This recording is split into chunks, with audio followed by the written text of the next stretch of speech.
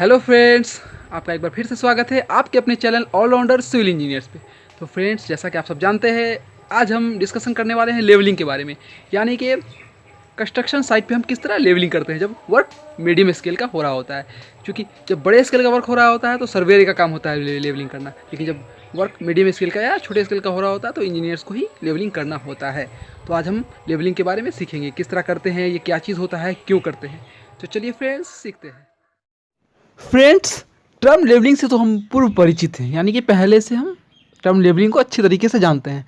जब हम स्टडी कर रहे होते हैं इंजीनियरिंग की, यानी कि सिविल इंजीनियरिंग की, तब भी हम इस टर्म से काफ़ी बार रूबरू होते हैं। और जब हम प्रैक्टिकली वर्क करने भी आते हैं तो भी हम लेवलिंग टर्म से काफ़ी रूबरू होते हैं। तो आज हम जानेंगे कि एक्चुअली लेवलिंग का मतलब क्या होता है। क्योंकि अगर आपसे अभी कहा जाए कि आपको साइट पर जाकर के लेवलिंग करना है, तो क्या आप श्योर हैं कि आपको साइट पर जाकर के क्या करना है? अगर है तो बहुत अच्छी बात है, और नहीं है तो चलिए सीखते हैं। तो जी हाँ, लेवलिंग दो तरह का होता है।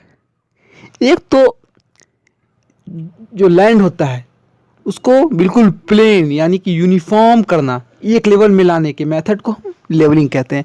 और वो इसलिए ज़रूरी होता है ताकि हमको स्टार्टिंग कंस्ट्रक्शन वर्क करने में आसानी हो, जैसे कि न्यू फाउंडेशन का लेआउट करने में आसानी हो, etc।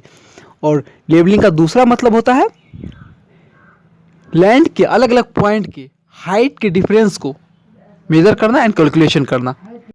जैसे कि अगर हमको किसी लैंड पे कंस्ट्रक्शन करना है और यहाँ पे हम रेफरेंस लेवल माने हैं रोड लेवल को, तो हमें ये जानना है कि मेरा लैंड जो है वो रोड लेवल से कितना डाउन है या कितना अप है, ताकि हम ये जान सके कि हमें कहाँ अर्थ कटिंग करना है और कहाँ अर्थ फिलिंग करना है अकॉर्डिंग टू आवर रिक्वायरमेंट। मान लीजिए कि हमें किसी लैंड पे कंस्ट्रक्शन करना है, ठीक है, और वहाँ के नियरेस्ट रोड लेवल को हम रेफरेंस लेवल मान लेते हैं, और हमारे स्ट्रक्चर का बॉटम लेवल जो है वो रोड लेवल से 5 फीट डाउन होगा। तो हमको ये जानना पड़ेगा पहले कि रोड लेवल से मेरा जो एक्चुअल अभी जो कंस्ट्रक्शन लैंड है उसका जो नेचुरल ग्राउंड लेवल है वो क्या है, रोड लेवल से कितना फीट डाउन है या अप है। अगर अप है तो हमें कटिंग करना है, कितना अप है उसके अकॉर्डिंग, जितना अप है प्लस 5 फीट और। अगर डाउन है तो कितना डाउन है, अगर मान लिया 4 फीट डाउन है तो 1 फीट और कटिंग करना है। अगर 6 फीट डाउन है तो 1 फीट फिलिंग कर रहा है। तो ये तभी पॉसिबल है जब हम दो पॉइंट के बीच के हाइट के डिफरेंसेस को जान सकेंगे। अब आते हैं लेवलिंग करने के मेथड पे। तो एक तो ये लेवलिंग मशीन से होता है, यानी कि थियोडोलाइट से, जो कि सर्वेयर करते हैं।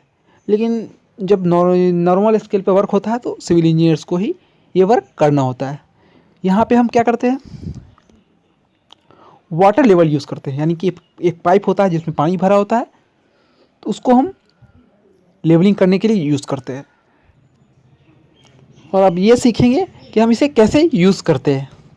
तो फ्रेंड्स, सबसे पहले हम उस पानी से भरे हुए पाइप के बीच का एयर बबल निकाल लेते हैं और उस पानी को बिल्कुल शांत होने देते हैं।